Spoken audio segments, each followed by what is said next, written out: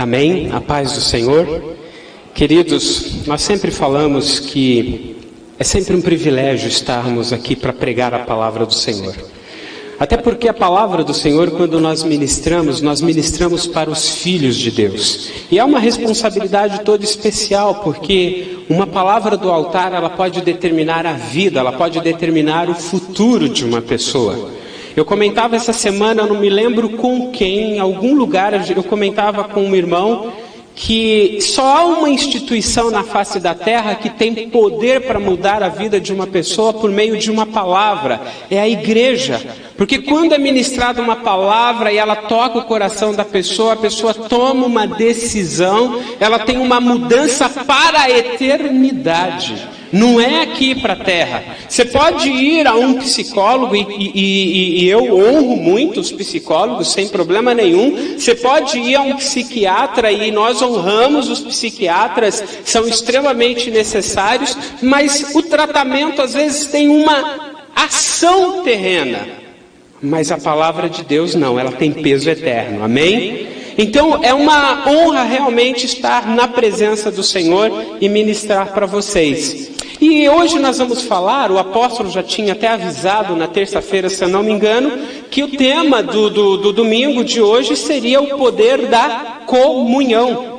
E é interessante que quando nós abordamos a questão da comunhão, normalmente nós associamos a comunhão, o estar juntos, o comer juntos, o celebrar, o festejar. Então todas as vezes que se fala de comunhão, há logo uma associação com estar juntos, com festejar, com comer, fazer alguma coisa juntos. Essa é uma associação bem natural e talvez tenhamos que quebrar esse paradigma hoje à luz da palavra do Senhor. Mas se pegarmos que a comunhão ela está associada a festejar, deixa eu fazer uma pergunta para vocês. Qual é o elemento que é a coroa de uma festa? Elemento físico, tá? Não pessoas. Todas as vezes que você vai a um aniversário, que você vai a um casamento, qual é a coroa da festa? Oi? Comida. E depois da comida? Para encerrar, o bolo. O bolo normalmente é a coroa de uma festa. E esse elemento que é o bolo, ele vai nos servir daqui a pouco como uma metáfora, como uma ilustração profunda do que é uma verdadeira comunhão. Talvez isso seja uma grande novidade. E deixa eu fazer uma pergunta aqui. Quem sabe fazer um bolo simples? Quando eu digo um bolo simples, eu não estou falando daqueles de Masterchef, decorados, aquela coisa toda, não. O bolo simples nosso de cada dia que a gente toma um café. Quem sabe fazer um bolo simples aqui? Olha, quanta gente, talvez 50% aqui sabe fazer um bolo simples, tá? Você que disse que sabe, vai convidar? Queridos, é bem interessante. O bolo, ele vai representar para nós hoje uma perfeita comunhão, tá? E depois vocês vão entender cada elemento do bolo, qual o significado, por que ele está ali e o que isso tem a ver com a perfeita comunhão. E antes de definirmos o que é comunhão, eu quero te mostrar um panorama bíblico aonde a comunhão esteve presente. Diz lá em Gênesis: no princípio criou Deus céus e a terra era sem forma e vazia. E aí Deus, por meio do poder da palavra que foi cantado aqui hoje no primeiro hino, não é? Tudo aconteceu no seu falar. Ele foi dando ordens e as coisas foram acontecendo. Mas chega um momento em que ele queria criar a coroa de toda a sua criação. Ele estava em comunhão. Porque ele usou o verbo no plural. Façamos o homem à nossa imagem e semelhança. E que comunhão era essa que apareceu desde a criação? A comunhão do Pai, do Filho e do Espírito Santo. Então o próprio Deus, ele nos dá já uma ideia de que a comunhão é algo extremamente necessário para que se consolide algumas coisas muito importantes. Que coisas são essas? O valor de um ser humano, ele só é valor se ele for reconhecido por outras pessoas. Um atleta, mesmo que seja em esporte individual, se ele ganhar e não for reconhecido por outras pessoas, o prêmio não tem valor nenhum. Vamos trazer mais para o nosso dia a dia. Se a pessoa faz uma festa para comemorar e não vai ninguém, qual é a graça? Se a pessoa coloca uma roupa bonita, se produz toda para ir para o banheiro, qual é a graça? Ela vai fazer isso para mostrar, para ser reconhecida pelas outras pessoas. O verdadeiro louvor, ele até pode ser feito individualmente, porque é de você para Deus. Mas uma música, para ter valor, ela precisa ser reconhecida, ser gostada pelas pessoas, ser cantadas por outras. Imagina o show dos artistas mais pop e populares, se não tivesse uma multidão para aclamar, para aplaudir, para cantar junto. Não teria graça nenhuma. Então nós começamos a entender que nós fomos feitos, nós fomos criados para viver em comunhão. Amém? E se alguém tem dúvida disso, a comunhão ela é tão profunda que, falando em termos biológicos, só há reprodução se houver comunhão. Certo? E normalmente o produto resultante da reprodução tem mais valor do que os dois individuais. Ah, pastor, mas isso é verdade? É. Quando um casal tem um filho, eles param o mundo. Eles deixam a vida deles. Inclusive, muitos deixam até, esquecem um pouquinho do outro para cuidar do quê? Do terceiro elemento, do objeto da reprodução. Principalmente quem tem criança pequena, sabe que você levou um novo chefe, um reizinho ou uma rainha para a tua casa que vai determinar horários, vai determinar a hora que você dorme, o que você compra, onde vai o seu salário, onde vão os seus recursos. Esse terceiro elemento resultante da reprodução, nesse momento, tem mais valor do que os dois elementos anteriores, porque eles pararam o mundo para cuidar dele. Vocês estão entendendo, então, a linha de raciocínio é que o produto da comunhão sempre vai valer mais do que os indivíduos. Olha que coisa interessante, queridos. E se nós olharmos ao longo de toda a história bíblica, grandes resultados só aconteceram por meio da comunhão. Primeiro, a comunhão entre um ser humano e o Criador. E a gente vai entender, quando há uma comunhão perfeita entre você e Deus, que você começa a falar a mesma língua dele, a ter o mesmo pensamento dele, a estar em sintonia com ele, o que acontece? O poder dele vem sobre a sua vida, e o seu poder de realização, como resultado dessa comunhão, é muito maior do que você individualmente. Amém? E o próprio Deus, querido, Ele escolheu esse meio de poder agir por meio de uma pessoa. Ele pode agir sozinho? Pode. Ele não tem limitação alguma, mas Ele escolheu agir por meio de um ser humano que decide, que escolhe manter uma comunhão perfeita com Ele. Então nós começamos a entender a comunhão neste momento como algo extremamente necessário. Eu vou além, imprescindível, sem o qual nós não podemos viver, ou nós vamos levar uma vida muito comum. E eu quero ler com vocês Atos 2:42, que vai servir como base, depois dessa breve introdução, para a gente entender o poder da comunhão. Atos dos Apóstolos, capítulo 2, o versículo 42. E perseveravam na doutrina dos apóstolos e na comunhão, no partir do pão e nas orações. Vou repetir, e quem quiser pode repetir comigo.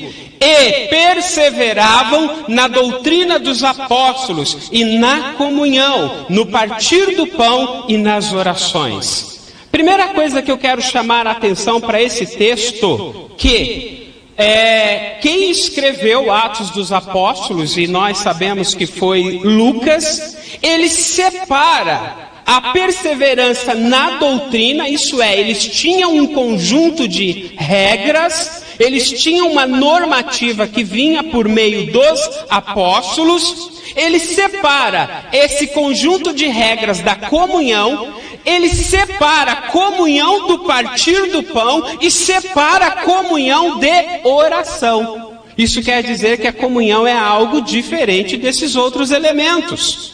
Porque partir do pão a gente já entende que é comunhão. Normalmente nós associamos o partir do pão à ceia como a comunhão. E é uma espécie de comunhão. É uma consequência da comunhão, mas não necessariamente é a própria comunhão. Então o que significa comunhão? Uma palavra tão usada, tão comum, e de repente a gente pode pensar num conceito diferente? A palavra comunhão, queridos, não tem nada a ver com reunião, com comemoração, com comer juntos e com festas. Tudo isso pode ser consequência de uma excelente comunhão, mas não é necessariamente comunhão. Estar junto, comer junto, festejar, se abraçar, fazer o auê, qualquer cultura faz. Qualquer empresa faz, e pode fazer até melhor do que nós. E isso significa que eles tenham comunhão? Festinhas de finais de ano na empresa é uma maravilha, está todo mundo lá celebrando, mas há uma concorrência, uma competição enorme. Será que há verdadeiramente uma comunhão ali? Não, mas estão celebrando, estão festejando. Então por isso nós quebramos o mito, o paradigma de que comunhão é necessariamente estar juntos ou festejar. A palavra comunhão, ela vem do latim. Eu fiz questão de procurar a etimologia dessa palavra, da onde ela surgiu. A palavra comunhão, ela vem de uma expressão chamada comunus, que significa com dívida. Opa! É diferente do comunicar e da comunicação, que é tudo em comum, e é diferente do comungar, que é comer juntos, e que nós associamos tudo a uma expressão só. Então, comuno significa com dívida.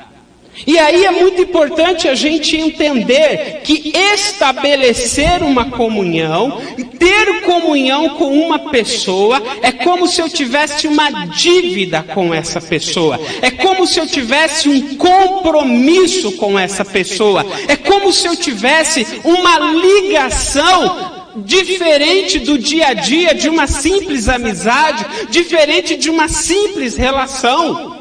É algo que vai muito além. E quando a gente fala em compromisso, a gente não está falando de uma mera participação. A gente não está falando de um mero estar presente. A gente está falando de doar a vida. Tem duas historinhas muito utilizadas no mundo empresarial e que elas fazem muito sentido para a gente entender a questão do compromisso. Essa historinha, ela é bem simples, muita gente já conhece, que fala do café ou americano ou café inglês. Diferente do café da manhã nosso, que para a maioria é pão e margarina, manteiga, café com leite, uma ou outra fruta, o café americano, o café inglês, ele normalmente tem bacon e tem ovos. É uma refeição bem reforçada. E estão presentes dois animais no café da manhã do inglês ou do americano, a galinha e o porco. E aí a gente faz uma associação bem interessante. A galinha, ela participa do café da manhã do inglês. Por quê? Porque ela dá o ovo, mas ela sai ilesa, ela sai inteira. Ela é uma participante. Agora o porco não, ele é comprometido, ele tem que dar a vida para que o inglês possa tomar o seu café. Então vocês percebem que, diferente de uma participação, o compromisso significa empenhar a vida. Amém? Empenhar a vida. Agora, só para a gente abstrair um pouquinho, dar um pouquinho de risada, tem um prato que ele é tipicamente brasileiro, que ele se chama bife a cavalo. Alguém conhece o que é bife a cavalo? Daqui a pouco vocês vão estar com fome. Eu comecei falando de bolo, falei de ovos com bacon e agora a gente está falando de bife a cavalo, né? Ok. O bife a cavalo, você tem 3 animais presentes. Você tem a vaca, ou o boi, que forneceu o bife. Você tem a galinha que forneceu os ovos, porque o bife é cavalo, é um ovo com o bife em cima. Certo? A galinha participou. Por quê? Porque ela deu o ovo. A vaca se comprometeu, porque ela deu a vida. E o cavalo?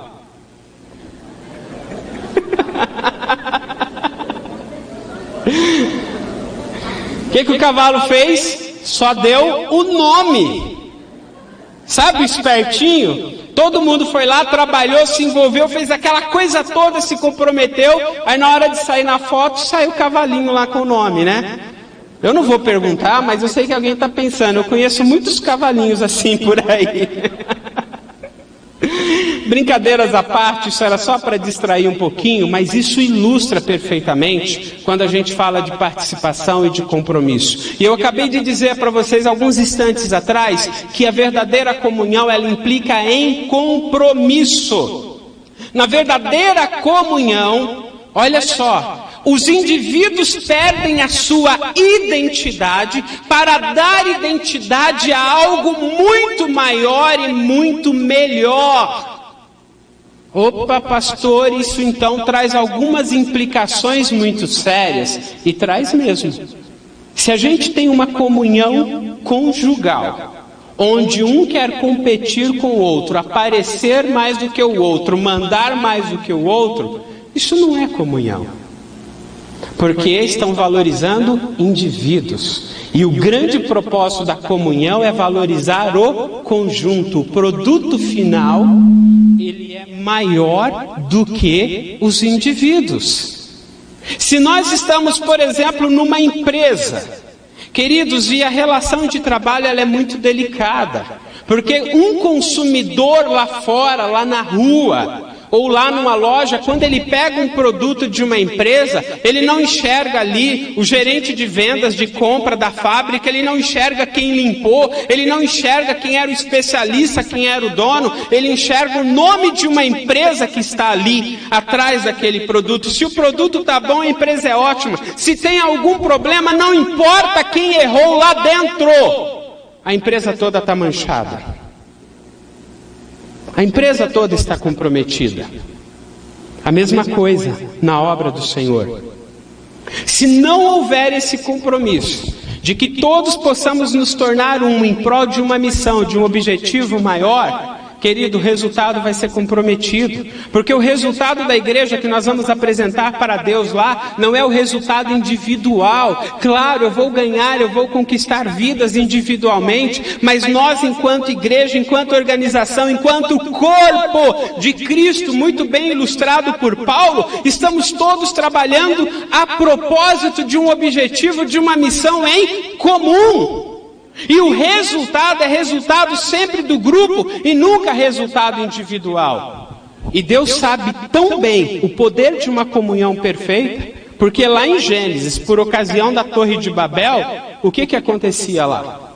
O povo se juntou, todos falavam a mesma língua, então se juntaram para construir uma torre que fosse até o céu.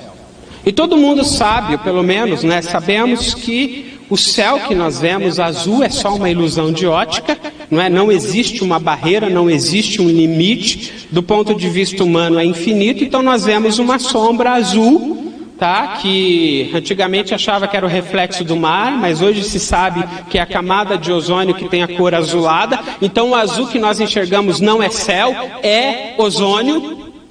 Então a gente tem essa ilusão, e naquela época que eles não tinham nenhum desses conhecimentos de astronomia, queriam construir uma torre para chegar no céu, não ia chegar nunca, querido, porque céu é uma dimensão espiritual. Então Deus sabia que aquele projeto era falido, e todo mundo se empenhou em um projeto falido que não ia dar em nada, ia chegar um momento que aquela estrutura ia cair, de repente dizimar todos. E Deus, de novo, na comunhão, Ele vai e fala, o povo é um só, e ninguém sabe o limite de um povo unido, o que eles podem fazer. Gente, isso foi dito por Deus. Deus reconhece que o poder de uma comunhão profunda tem uma capacidade incrível de realização. Quantos podem dizer glória a Deus por isso? Amém? Então Deus vai, separa as línguas para dar aquela confusãozinha básica, um não entendia o outro, então a gente sabe que quando cada um quer ir por um rumo, cada um fala alguma coisa diferente, é o oposto de comunhão. Um está querendo uma coisa, o outro está querendo outra, então vocês também já começam a saber o que não é comunhão. E já pode fazer as suas associações. Se você está no grupo lá da sua célula, do seu discipulado, e cada um está falando uma língua, cada um está com um propósito, isso não é comunhão, mesmo estando numa festa. Se você está na sua família mesmo celebrando, e um quer uma coisa, o outro quer outra, estão competindo, estão com propósitos diferentes, isso não é comunhão. E onde não há comunhão, o que o Senhor disse? O Senhor Jesus disse que um reino dividido contra si mesmo não pode prevalecer. Então, queridos, a falência de muitas instituições, e podemos até dizer casamento, podemos até dizer igrejas, podemos até dizer países, podemos até dizer outros tipos de instituições, sejam elas sociais, religiosas ou comerciais, a falência está muito ligada à ausência de comunhão. Então a gente começa a entender a importância da comunhão para a vida da gente. Amém? Então até agora a gente fez um estabelecimento bem técnico do que é a comunhão. E se nós lermos a continuidade desse texto de Atos dos Apóstolos, nós vamos perceber, queridos, que a igreja cresceu de uma forma espetacular por causa do quê? Da comunhão. E a comunhão deles era tão intensa que quando aceitavam Jesus, diz a palavra do Senhor, cada um ia, vendia tudo que tinha, depositava aos pés dos apóstolos e iam viver em conjunto, em comum, numa grande comunidade. E o Senhor ia acrescentando dia a dia os que iam sendo salvos. Então a gente já percebe que desde o princípio da igreja, a comunhão já foi fator muito importante para que pudesse haver crescimento. Amém? E aí você já começa a pensar, meu Deus, se tem algumas áreas, algumas coisas que não está havendo crescimento na minha vida, será que é pela falta de comunhão? Pode ser, queridos. Eu justamente quero colocar esse ponto de interrogação neste momento. Então nós podemos associar, queridos, a essa comunhão, podemos associar perfeitamente a o estabelecer ideias, estabelecer pensamentos, estabelecer ações em conjunto. Mas tem dois elementos que eu gostaria de destacar bastante. Só pode haver uma perfeita comunhão se houver dois grandes valores que estão em desuso nos dias atuais. O primeiro deles é a lealdade e o segundo é a cumplicidade. Tem a ver uma coisa com a outra, mas nós vamos diferenciar. Queridos, como falta lealdade nas pessoas nos dias atuais. E por estar ou por ser meio que obrigado a estar atualizado no mundo, vamos dizer, dos negócios, nós hoje encontramos com um grande conflito de gerações. O que é o grande conflito de gerações? Só para a gente entender, na minha faixa etária, eu nasci em 1970, certo? Os meus pais, como talvez boa parte dos pais de algumas pessoas aqui, são resultado do pós-Segunda Grande Guerra. Quem nasceu ali depois de 1945, então boa parte pelo menos meus pais nasceram nessa época, no pós-guerra, que o mundo acabou de atravessar uma grande guerra, todo mundo procurava segurança, estabilidade. E isso foi passado para nós, de que maneira? Você vai se tornar um profissional, entrar numa empresa e você vai ficar lá até aposentar. Certo? Aí nós que viemos dessa geração e procuramos fazer isso, Criamos, e a maioria das pessoas que nasceu na década de 70 começou a trabalhar com 13, 14 anos, talvez até menos. Porque tinha que ajudar a família. O que acontecia com as famílias? Eram mais numerosas, isso tem uma razão biológica de ser, que eu não vou entrar nesse assunto. Mas, olha que interessante, os nossos filhos, de quem nasceu na década de 70 ou próximo disso, já começou a ter tudo. O que nós não tivemos, nós procuramos dar para os nossos filhos. Quem tem aí a minha faixa etária deve saber bem disso. E acabou-se aquela obrigação dessa juventude, dessa geração, de ter que trabalhar cedo. Logo, se não tem aquele compromisso dessa responsabilidade cedo, a nossa sociedade criou uma geração com um compromisso e lealdade muito diferente do nosso. Vocês percebem que os jovens de hoje entram numa empresa assim 1 ano, 1 ano e meio, 2 estourando. Não puder dar um salto de carreira, tchau, eu vou para outra. E como a maioria, estou falando da nossa sociedade, ainda está na casa dos pais, então se eu ficar 1 mês desempregado, se ficar 2 meses, eu não vou ter problema? O que aconteceu com aquele compromisso com o trabalho? Não é que não quer trabalhar, não tem compromisso com uma instituição. O que está acontecendo? Quando encara uma geração que está querendo estabilidade, dá conflito. Agora imagina essa geração que nasceu na época da internet, que pai e mãe estão trabalhando fora. Foram educados, na maioria das vezes, por escolas, ou pela própria internet, ou pelos videogames. O que vocês acham da lealdade e do respeito com as outras pessoas? Isso não é uma crítica, estou só evidenciando o que a gente vive na sociedade. Eu lembro que desrespeitar uma professora na minha época de criança, você tomava uma reguada e um tapa na cabeça e não tinha o menor problema. Não tinha, não estou dizendo que deve voltar, eu não concordo com isso, mas era assim. Hoje não, a professora ela dá uma nota abaixo, o aluno dá um tapa na cara da professora e ainda tem lá direitos humanos defendendo o coitadinho delinquente. O que está acontecendo com essa geração? Não tem o respeito e não tem a lealdade a instituições nenhuma. Não valoriza aquilo que fez com que elas chegassem até ali. Queridos, eu estou dizendo isso para vocês porque é uma situação que nós já vivenciamos, isso está evidenciado. Queridos, e isso se repete, infelizmente, na igreja, no casamento, nas instituições. Qualquer coisinha que aconteceu, tchau, eu quero é ser feliz. Essa é a maior mentira que o diabo conseguiu instituir na cabeça das pessoas, que elas entram em algum lugar, numa comunhão, numa instituição, num casamento, para ser feliz.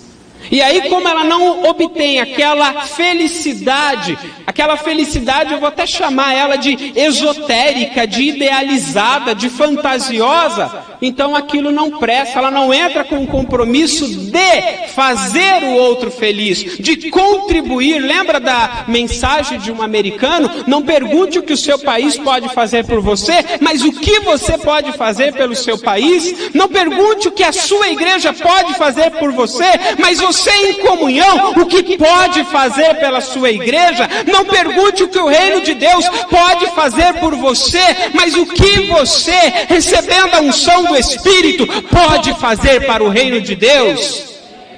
E aí a gente inverte o valor e a gente passa a ser leais. O princípio da lealdade é estar com uma pessoa, é estar fiel, independente de muitas situações que venham a acontecer. Hoje se desiste das coisas de uma forma muito fácil. Se desiste às vezes da própria vida, se desiste de um trabalho, se desiste de um amor, se desiste dessas coisas porque não tem o princípio da lealdade. Queridos, faltam pessoas leais para que se possa promover comunhões verdadeiras, para que se possa promover grupos, por enquanto eu chamo de grupos, depois a gente muda esse nome, para que se possa promover agrupamentos realmente que tenham potencial de conquista, potencial de coisas, de realizações espetaculares. Eu fazia um comentário com uma pessoa essa semana. O Japão passou por mais uma tragédia, lá um tufão, alguma coisa nesse sentido. E eu estava comentando, olha, daqui a um mês, 40 dias, mais de 600 mil pessoas sem luz, mais de 30 mil pessoas desabrigadas, daqui a 3 meses está tudo normalizado. No Brasil, a tragédia de Mariana até hoje não se resolveu. Só que quando a gente estuda um pouquinho daquela cultura, e aí eu não estou falando de religião, existe uma lealdade das pessoas de prover o bem-estar para o outro, que é algo incrível. Eu, quando estudei a cultura japonesa por causa de uma especialização que eu fiz, eles contaram um fato que me chamou a atenção. Quem chega primeiro na empresa para o carro na vaga mais distante que tem lá da empresa. Por quê? Porque ele sabe que quem teve um problema e chegou atrasado precisa estacionar mais perto para chegar no horário no trabalho. Falou, oh meu Deus do céu, isso é inconcebível na nossa cultura. Querido, isso é um poder de lealdade ao outro. Ele não parte do princípio que o outro chegou tarde porque é folgado, mas porque ele teve um problema, e isso é fato na cultura deles. Isso é só um dado para a gente entender um pouquinho essas diferenças. Queridos, e unidade, voltando ao nosso tema, é diferente de união. Ó, quão bom e suave é que os irmãos vivam em união, diz o Salmo. Eu conheço um pastor que ele fala, irmãos, não é viver num ninho grande não, em um ninhão não, tá? Não é num ninho não. E tem uma ilustração que dentro da visão MDA se usa muito, que é o purê de batata. E aí essa mesma ilustração serve para a gente entender. Um saco de batata é união. Por quê? Você abre um saco de batata numa ladeira, o que acontece? Cada um rola para um lado. Eles estão juntos pela força do saco. Você tirou o saco, o que vai acontecer? Cada um para um lado. Tem pessoas que estão unidas porque tem algo um pouquinho maior ali que está fazendo com que elas sejam obrigadas a estar juntos. Na hora que você retirou aquele elemento, cada um vai para um lado. Agora, quando se faz um purê de batata, é indivisível, não tem como separar. Virou uma massa só. Ali você não sabe qual é a batata A, B, C ou D. Todas se tornaram um único produto. Amém? Então aí a gente diferencia a unidade da união. Então não basta só estar unidos. É preciso estar no princípio da unidade, onde eu não consigo diferenciar o elemento A do elemento B do elemento C. Quando a gente olha a Trindade, embora exista Pai, Filho e Espírito Santo, em poder, em santidade e em glória, é a mesma pessoa, aleluia. Os três trabalham em função um do outro e não vai haver contradição nenhuma. Não há contradição entre eles. Se você fala com um, é como se estivesse falando com o outro. A visão, a missão, a linha de raciocínio é a mesma. Traduz isso para os nossos dias atuais e faz uma reflexão. Tem isso dentro da sua família? Ô pastor, está pegando pesado, né? Tem isso dentro da tua casa, querido? Esse alinhamento, essa sintonia de pensamentos, de ações. Percebo que há um confronto, né? Um confronto santo, né? Com nossa perspectiva sobre a unidade.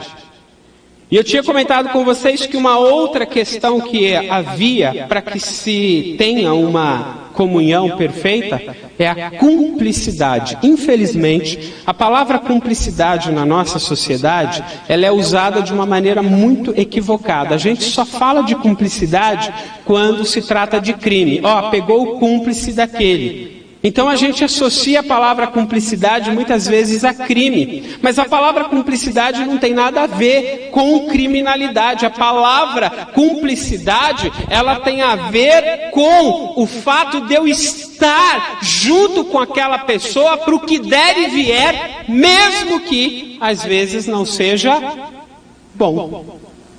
Sabe? Olha, eu sou muito amigo de uma pessoa, é meu cúmplice. Mesmo se ele se der mal em alguma coisa, eu estou com ele e não abro. Eu vou estar com ele, vou ajudá-lo a sair dali, mas não vou deixá-lo sozinho, exposto, não vou abrir mão dele. E quando eu estava pensando nessa cumplicidade, eu achei um exemplo muito legal aqui na nossa igreja. E eu sei que tem uma pessoa presente aqui, que quem conhece de perto o presbitério dessa igreja vai perceber que há uma cumplicidade que não se encontra por aí. Certo? Mesmo quando um toma uma decisão que não é a melhor, e todos nós tomamos decisões de vez em quando que não são boas, a gente não vê ninguém falando do outro por aí, vamos junto. A gente acerta junto, a gente erra junto, a gente conserta juntos. Isso é cumplicidade. Agora tem aqueles lá que não tem o princípio da cumplicidade, alguém errou, chuta para lá, não serve, não se encaixa. Ô queridos, tem que tomar cuidado para não se fazer igrejas que estão descartando pessoas como lixos humanos, porque não se enquadrou num padrão, num parâmetro, não serve, não se adequa. Deus não fez assim conosco. Nós não éramos santos, não éramos talvez boas pessoas, e Ele olhou para nós e nos acolheu, nos abençoou do jeito que nós somos, muito mais pelo que Ele pode fazer por nós do que o que nós podemos fazer por Ele, queridos. Isso é cumplicidade. Eu estou com você e não abro. Muitos usam aquele símbolozinho, aquele emoji da mãozinha assim, né? O TMJ, que significa tamo junto. Será que tamo junto mesmo para o que der e vier? Para as coisas boas e para as coisas ruins? Será que tamo junto na hora da bonança, da festa? Mas na hora da doença também, será que a gente está junto? Isso é comunhão verdadeira. Como é que está a sua comunhão? Estou escutando cri, cri, cri. É, querido, que a gente não escuta pensamento. Pelo menos ainda não temos esse poder, né? De escutar pensamentos. Queridos, mas eu quero mostrar para vocês, e aí eu vou resgatar o que eu falei lá na introdução, que há um elemento que ele ilustra mais profundamente ainda o que é a comunhão. Lembra do bolo? Ah, pastor, lá vem despertar fome de novo, né? Lembra lá do bolo? Tá bom, nós vamos agora estudar o bolo. Ô, pastor, estudar o bolo numa mensagem, num púlpito, é sim, queridos. O bolo que nós falamos lá no começo, não o bolo de festa, um bolo comum. Me ajude aqui com quais são os elementos básicos para se fazer um bolo. Começa pela farinha, que pode ser trigo, fubá, pode ser algum outro tipo de fécula, tá? Mas todo bolo precisa ter uma farinha. Estou falando de bolo simples, tá, querido? Vai ter alguns bolos aí, bem sofisticados, que talvez não use farinha. Mas um bolo simples, ele vai usar farinha. O que mais que um bolo simples vai usar? Ovos, ok, então farinha, ovos, ele vai usar algum tipo de gordura, seja manteiga, o óleo ou a margarina, isso. Ele vai usar também algum tipo de líquido para dar consistência, água, leite ou um suco. Ele vai usar também um outro elemento para fazer crescer, que é o quê? O fermento. Mas ele vai usar um outro elemento também para dar sabor. Que elemento é esse? Açúcar, talvez uma pitadinha de sal. Agora, isso sozinho faz um belo bolo? Não, precisa ver o que? O shake, né? Precisa ver o movimento, precisa ver a batida, para poder aglutinar todos esses elementos ali e se tornar uma pasta homogênea. O bolo está pronto? Não, precisa ver o que? Calor. O calor vai liberar a reação química de todos aqueles elementos, eles vão se aglutinarem até se tornar o bolo, que aí depois que ele se torna isso, aí ele pode ser comido, ele pode ser degustado. E se você somar o valor dos elementos individuais, a proporção que se usa de farinha, de ovos, de manteiga, de leite, de açúcar, de fermento, e talvez alguma outra coisa a mais, com o bolo pronto, ele chega a valer 10 vezes mais. Dependendo da loja que você for aí, vai valer 20 vezes mais, dependendo da grife. Então, todos os elementos individuais têm o seu valor, mas na hora que se junta para formar um elemento, esse elemento tem 10 vezes mais valor do que o inicial. Vocês começam a entender então aonde nós queremos chegar? Olha que interessante, queridos. A farinha, ela fala do elemento estrutural, ela fala da estrutura de uma massa. Se eu fizer um comparativo com a igreja, com uma instituição, nós precisamos de elementos que vão trabalhar numa estrutura. Nenhuma instituição ela é capaz de sobreviver se não estiver uma estrutura. Então nós precisamos desses elementos que são estrutura, que às vezes passam desapercebido, mas que são imprescindíveis para que esse bolo aqui, metaforicamente falando, ele tenha uma estrutura. Quando a gente fala do leite ou da água, do líquido, é ele que vai dar a consistência. Tenta fazer um bolo sem colocar leite ou água. Se você não tiver alguma coisa líquida que faça aquilo misturar e homogeneizar, você vai ter talvez a massa pobre, a massa podre, como chamam ali, aquele negócio que vai ficar esfarinhando depois, mas não vai dar um bom bolo. Mas olha que interessante, então a gente precisa de elementos que eu estou chamando aqui, eu posso traduzir isso como pessoas que vão dar consistência no nosso dia, que vão ser aqueles elementos que vão ligar, que vão permear ali entre um e o outro, fazer a diplomacia, conciliar, queridos. Nenhuma instituição vive sem isso. Ah, mas aí depois nós temos os ovos. Os ovos têm uma participação numa massa muito interessante. O ovo, ele é elemento de solidificação e de emulsificação. Pastor, traduz isso para a gente. A palavra emulsificar é dar emulsão, é que permite com que se você misture elementos que são oleosos com aquosos e possa se tornar uma espécie de loção, de emulsão, ele vai dar a liga. E depois, quando começa a assar, o ovo ele solidifica e dá aquela estrutura mais durinha ou fofinha no ovo. Se não tiver, aquilo fica sem estrutura.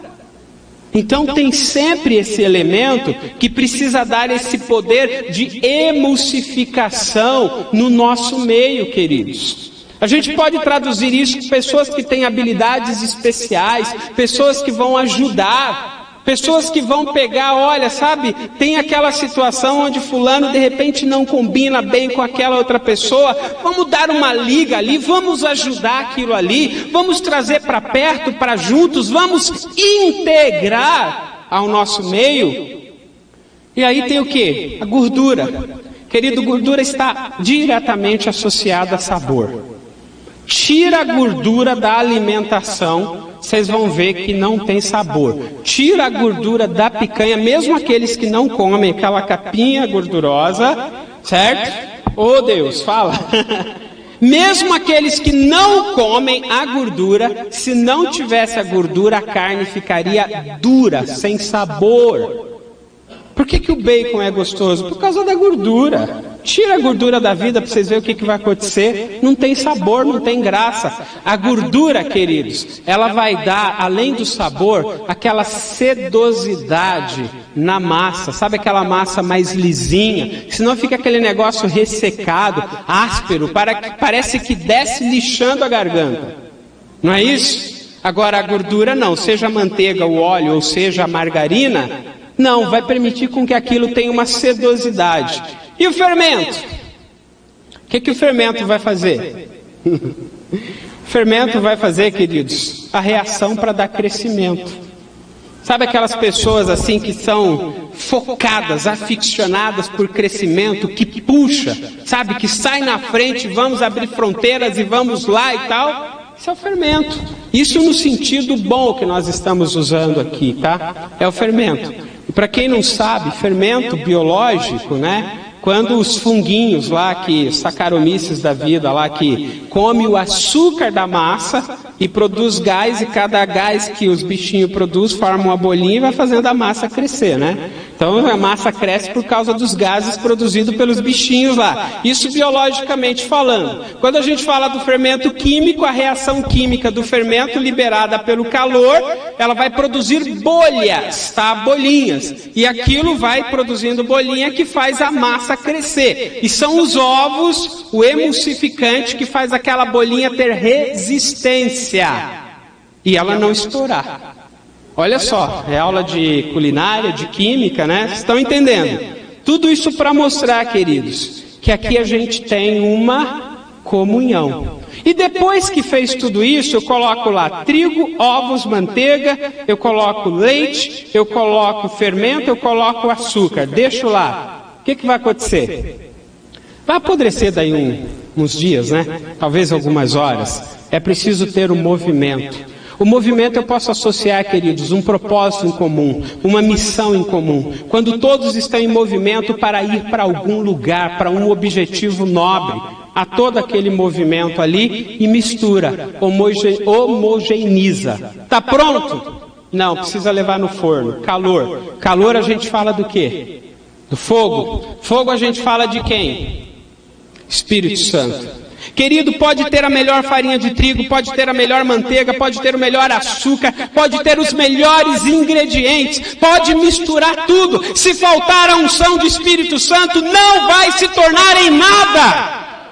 E muitas pessoas, queridos, se enganam que por causa do talento, que por causa da habilidade, que por causa da aparência, que por causa do nome, que por causa, quem sabe, da sua roupa, do seu poder aquisitivo, ele vai conseguir alguma coisa. Não, sem o calor do Espírito Santo nas nossas vidas, nós não nos transformaremos em nada.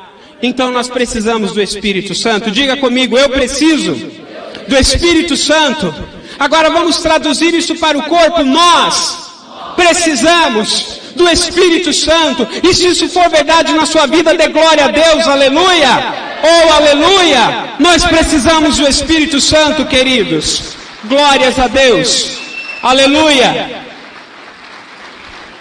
Não há massa perfeita, queridos, se não passar pelo calor. E o calor a gente pode aí dizer aquilo que queima, aquilo que transforma, que obriga com que nós percamos a nossa identidade para assumir uma outra identidade totalmente diferente. Queridos, e o bolo depois de assado, ali você não vê trigo mais, você não vê margarina mais, você não vê açúcar, você não vê leite, é tudo uma coisa só. Agora eu vou dar uma imitada no meu discipulador. Querido, a gente está precisando da unção do bolo, né? Sabe, aquela unção do bolo, para a gente deixar a nossa individualidade, deixar o eu, e assumir uma postura de nós, de comunhão, e assumirmos uma identidade maior do que nós mesmos, aleluia, maior do que os nossos dons, maior do que as nossas habilidades, maior do que os nossos pensamentos, maior do que o que eu quero, do que eu acho, e se tornar naquilo que Deus quer para nós, e produzir os resultados que Ele quer para o seu reino, aleluia. Oh, queridos, isso é tremendo. Na hora que o bolo está assado, não importa se o trigo era Sol, se era Dona Benta, qualquer outra marca, querido, se tornou bolo, perdeu a sua identidade inicial. Mas sabe o que é mais interessante? Agora no bolo, ele vale muito mais do que antes. Oh, queridos, sabe o que isso significa? Que quando você vem para o meio de uma igreja que é a verdadeira comunhão, você pode se sentir pequenininho, fraquinho, pode se sentir, sei lá, como Davi, o último dos últimos dos últimos, o esquecido, mas na hora que você entra no meio de um povo que tem comunhão, você começa a entender o seu valor, você ganha um valor especial, não vai haver individualidade, mas você faz parte do todo, aleluia! Glórias ao nome do Senhor. E aí não importa qual é a sua profissão, não importa qual é o seu trabalho, você está fazendo algo muito nobre. Tem uma história, e ela é verídica, tá? Acho que em 1967, 68, um grupo de europeus foram visitar as instalações da NASA, que viria a lançar o foguete, o Apollo 11, que foi o primeiro foguete a ir à Lua.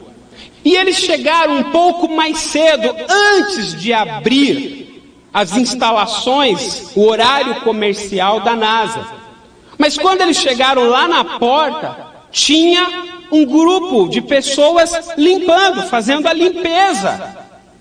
E aí uma pessoa, uma senhora, abriu a porta para eles, e ele, quando entrou, perguntou para ela: o que a senhora está fazendo? Ela falou: eu estou ajudando o homem a chegar na Lua. Mas ela era só uma faxineira,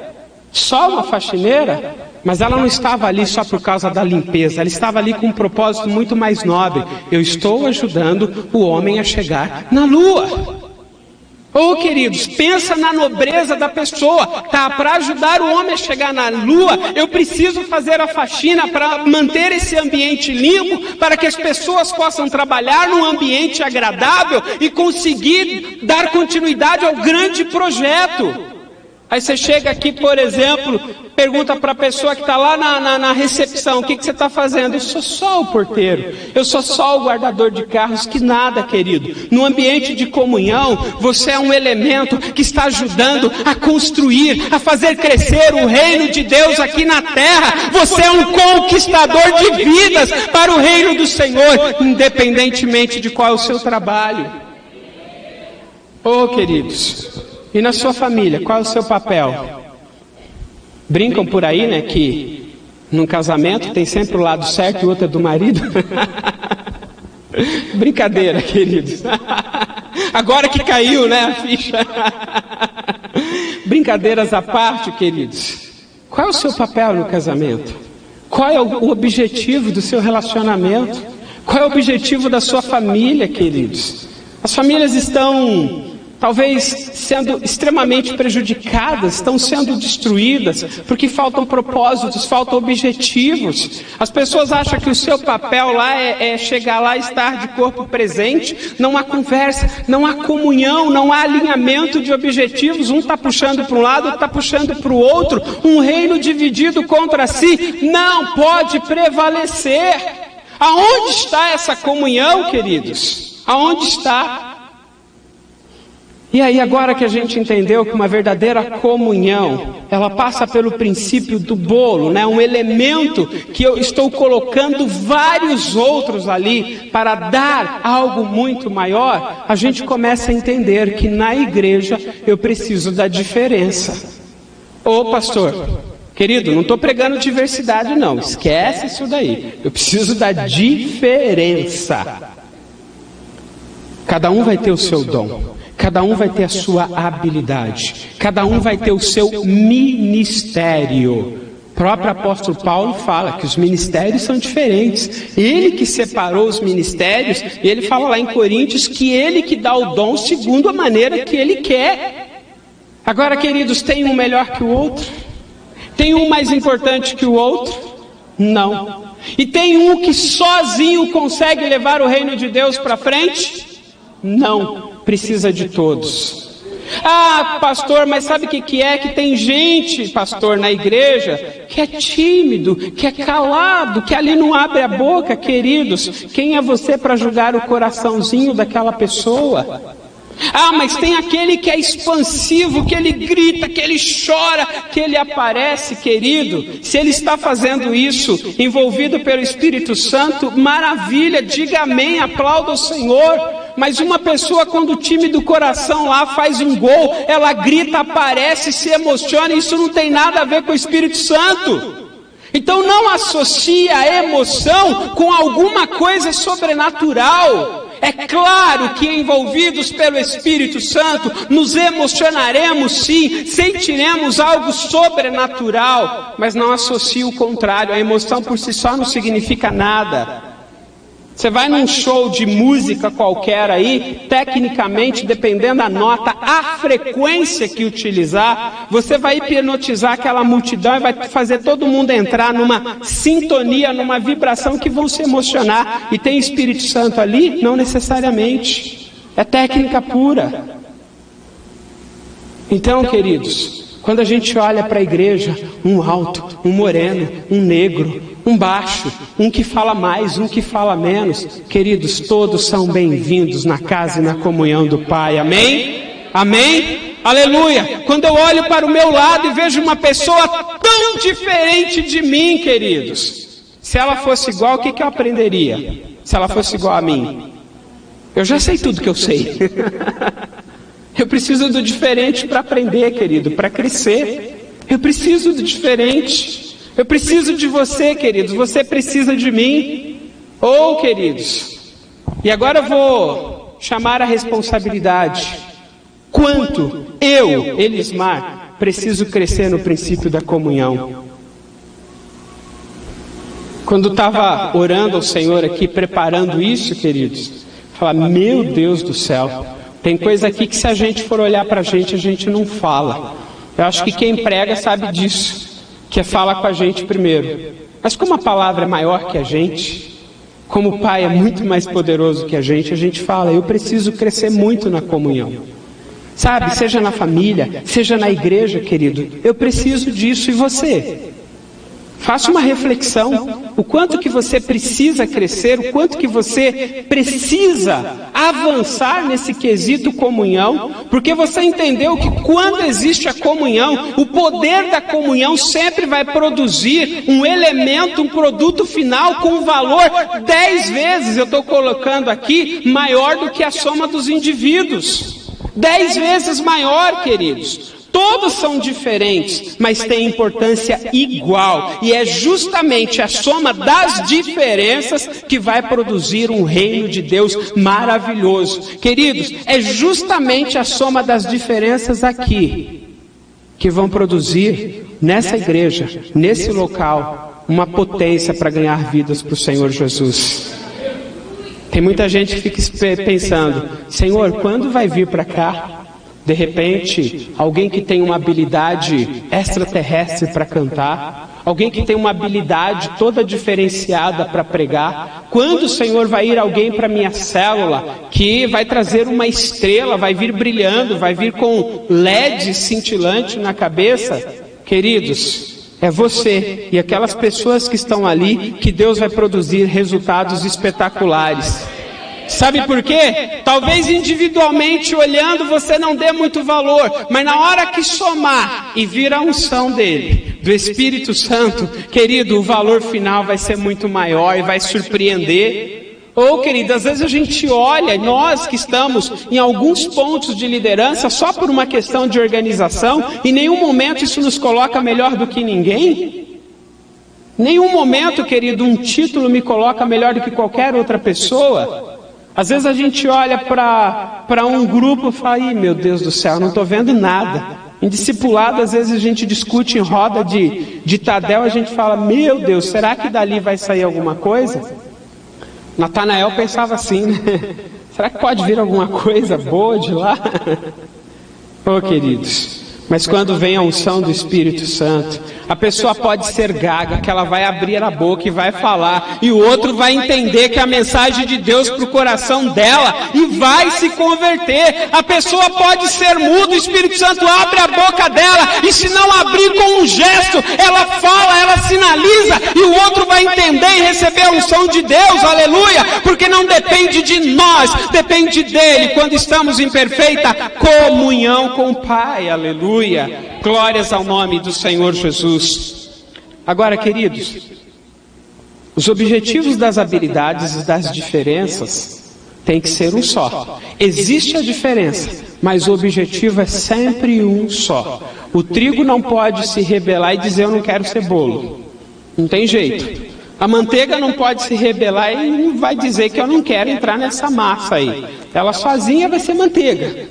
Vai continuar sendo manteiga. O que eu quero dizer? As habilidades são diferentes, mas os objetivos e os propósitos devem ser os mesmos, para que se realmente tenha comunhão. E isso é evidenciado, todos somos diferentes, porém eu já repeti, já falei e vou repetir, todos nós temos o mesmo valor. É essa soma da diferença, é essa soma dos desiguais que vai produzir um produto final maravilhoso, gostoso, saboroso, que tem um valor 10 vezes maior do que os indivíduos. E eu quero fazer uma pergunta para você, querido: em que nível está a sua comunhão com a igreja? É para refletir agora. Se o pessoal da mesa puder colocar uma música de fundo bem baixinho. Momento de reflexão. Como é que está a sua comunhão com a igreja? Sabe por que eu pergunto isso, querido? Porque assim como na massa do bolo, tudo tem a sua proporção certa. Põe trigo demais e o que vai acontecer? Estraga a massa, fica ressecada. Põe água demais, querido, ela fica líquida, quando assar murcha. Põe manteiga demais, vai ficar aquele negócio ceboso e não vai funcionar. Tudo na proporção certa, queridos. Como está a sua comunhão com a igreja? Em que proporção você está se empenhando? Você está se envolvendo realmente como lá no café inglês? Você está dando a sua vida, está empenhando o seu ministério, todo o seu potencial? Ou você só aparece lá, só participa, mas não quer compromisso? Agora, outra pergunta: como está a sua comunhão com a sua família? Queridos, o que nós mais vemos nos dias atuais são rachaduras e quase irreversíveis nas famílias. É como se a estrutura, se os pilares estivessem rachados, como se tivesse passado um terremoto e tivesse quebrado tudo. Como está a comunhão na sua família, com seus filhos, com seu cônjuge, com seus parentes? Você está lá como um elemento para somar ou para subtrair? Você está como um elemento diferente para se juntar ao outro, para produzir algo maior e melhor do que os dois individualmente, ou está lá para sugar? Como está a comunhão com a sua família? Eu quero fazer uma outra pergunta: o que você vai fazer de diferente a partir de hoje, que você ainda não tenha feito, para melhorar a comunhão com a sua igreja e para melhorar a comunhão com a sua família? Saber e não fazer é como se não soubesse.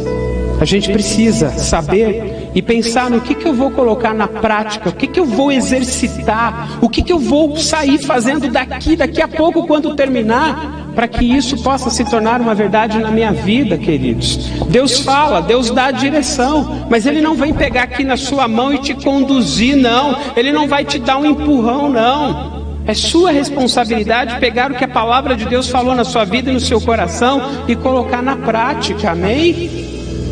Amém? Lembra do maná? Deus mandou, mas se a pessoa não coletasse, ela ia morrer de fome.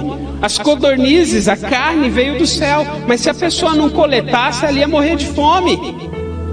Deus está te dando a palavra, o que você vai fazer de diferente? Traduzir para a sua vida em ações práticas e executar daqui a pouco para fazer a diferença. Queridos, como está a sua comunhão com o seu discípulo, com o seu discipulador? Como está a sua comunhão com a sua célula, com o seu ministério? Como está a sua comunhão com Deus? Em que nível está a sua comunhão com Deus? Qual é o nível da sua comunhão com Deus? Ah, pastor, tem nível de comunhão? Tem sim, queridos. Tem o nível de grupo, multidão, que vem na igreja porque vai ter milagre, porque vai ter alimento. Lembra a multidão que seguia Jesus? Estava lá porque ia ter milagre, porque ia haver um espetáculo, porque ia ter comida no final. Tem gente que está na comunhão do grupo. Estou aqui, vim, participei, bati meu cartão, cumpri meu horário e vou embora. Tem aquela comunhão, queridos, de time. Jesus escolheu 12 que estavam próximos. Sabe, eles ouviam tudo que Jesus falava ali, não tinha problema nenhum. Estava ali, ó, tinha uma missão em conjunto, estavam até a serviço. Mas Jesus tinha afinidade com 3: Pedro, Tiago e João. Quando ele ia orar no monte, quem que ele chamava? Pedro, Tiago e João. Quem participou dos milagres mais profundos e das manifestações mais profundas do poder de Deus foram Pedro, Tiago e João. Eles estavam no Monte Tabor quando houve aquele momento que Jesus ficou todo iluminado ali, a transfiguração. Era Pedro, Tiago e João. Tinha uma afinidade totalmente diferenciada. Esse é o terceiro nível de comunhão com Deus. Mas tem um outro nível, querido, que a palavra de Deus disse que João encostava no peito de Jesus. Tinha uma intimidade toda diferenciada. E aqui eu estou falando de assunto espiritual, ao ponto que quando Jesus estava na cruz, ele olhou para a mãe dele lá e falou assim: mulher, aqui está o teu filho. E olhou para João e falou: João, aquela é tua mãe. Depois que Jesus morreu, passou pela cruz, João tinha intimidade e passou a cuidar da mãe de Jesus. Queridos, esse é o nível de afinidade. E olha, e posso ir mais ainda. Lá em João 17, Jesus fala: eu oro, Pai, para que eles sejam um comigo, como eu sou um contigo. O nível de comunhão, de intimidade é indivisível. Não se sabe quem é quem, porque se tornam um. E quando se torna um, querido, a essência se transfere de um para o outro. Vocês já pararam para pensar na dimensão que é isso, querido? Você ter a mesma essência de Deus, você poder fazer o que Deus faz? Ô pastor, mas eu sou só um ser humano, querido. No nível espiritual, Jesus falou: quem crê em mim, obras maiores do que eu fiz fará. Sabe por que a gente não faz? Sabe por que eu não faço? Porque o nível de comunhão não está ainda nesse nível de intimidade tão profunda, para eu poder entender o pensamento dele ser o meu, a vontade dele ser a minha, queridos. Olha a oportunidade que nós temos aí, isso é tremendo. E agora, o que nós vamos fazer, querido, para melhorar essa comunhão? O desafio foi lançado. Eu confesso para vocês que eu saio daqui totalmente desafiado a rever meus princípios, conceitos de comunhão. Eu já estou num propósito com Deus, está completando 2 meses de acordar todos os dias, 1 hora mais cedo, para orar, meditar na palavra do Senhor Jesus. Tem um dia que não é fácil de maneira nenhuma, mas graças a Deus está completando 2 meses com esse desafio. E tem gente que pensa: mas eu vou abrir mão de sono, pastor, para poder acordar 1 hora mais cedo. Querido, é só 1 hora menos de Facebook, é só 1 hora menos de televisão, é só 1 hora menos de discussões sobre política que vai levar o nada a lugar nenhum. É só 1 hora menos. E a gente consegue desenvolver uma comunhão mais profunda com o Pai. E Ele começa a falar nos nossos corações. Querido, e é tão sutil que vem aquela vozinha interna que você pensa que é um pensamento simples, mas é o Espírito Santo falando no seu interior. Queridos, nós não temos ideia do que Deus tem preparado para nós quando realmente desenvolvermos uma profunda comunhão com Ele.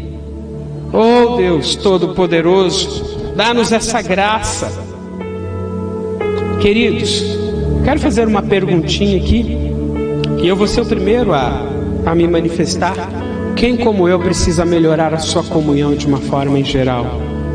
Oh queridos, quem quer viver o poder dessa comunhão e ser realmente, querido, talvez a bomba atômica que precisa nesse mundo espiritual para revolucionar essa geração, esse novo tempo, para ganhar vidas, conquistar vidas para o reino do Senhor, para fazer a diferença onde nós passarmos, queridos. Queridos, um bom bolo, voltando à nossa ilustração, quando ele está pronto, ele não passa desapercebido. Sabe aquele cheirinho que vem do forno? A gente sabe que tem bolo quentinho saindo ali, querido. Quando você está em perfeita comunhão com Deus, o bom cheiro do Pai, o perfume do Espírito Santo exala da sua vida. Para onde você passar, vai ser possível perceber o cheiro da glória do Pai na sua vida. As pessoas serão atraídas para você por causa do cheiro, do perfume do Espírito Santo na sua vida.